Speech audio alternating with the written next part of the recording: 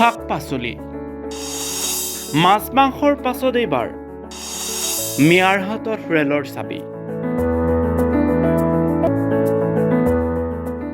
মিয়াৰ চিকিৎসক শিক্ষক আছে মিয়াৰ IPS IS আছে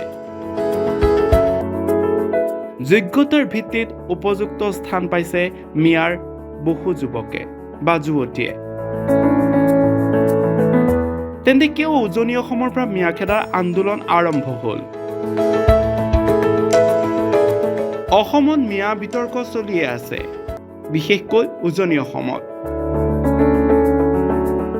ৰাজনৈতিক স্বাৰ্থতেই হওক বা অন্য কাৰণতেই হওক মুঠতে উজনি অসম ত্যাগ কৰিব লাগে মিয়াই এই আন্দোলন আৰম্ভ হোৱাৰ পৰা উজনি অসমত বহু কাম স্থমিত হৈছে তাৰে উদাহৰণ মাজুলী যোৰহাট সংযোগী দলং নিৰ্মাণৰ কাম এয়া মাত্ৰ কিঞ্চিতমানৰ এক উদাহৰণ এনে বহু ঘটনা সংঘটিত হৈছে উজনি অসমত মিয়াৰ বিতৰ্ক শেষ নোহোৱাৰ পূৰ্বে বন্দে ভাৰত এক্সপ্ৰেছৰ পাইলটৰ আসনত বহিল মিয়া যুৱক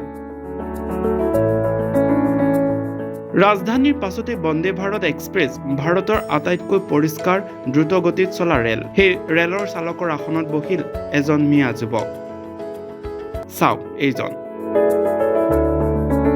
আপুনি মিয়াক খেদো খেদো বুলি চিঞৰি থাকে তেন্তে এইসকল মিয়াক আপুনি খেদিব পাৰিবনে সামাজিক মাধ্যমত ভাইৰেল হোৱা এটা বিশেষ দৃশ্য তাৰ বয়স মাত্ৰ 21 বছৰ নাম আলী আজগৰ আলী আজগৰে ৰেলৰ পাইলটৰ আসনত বহা দৃশ্য ভাইৰেল হৈছে সামাজিক মাধ্যমত এতিয়া নিজে প্ৰশ্ন কৰক মিয়াখেদা এই আন্দোলন কিমান যুক্তিযুক্ততা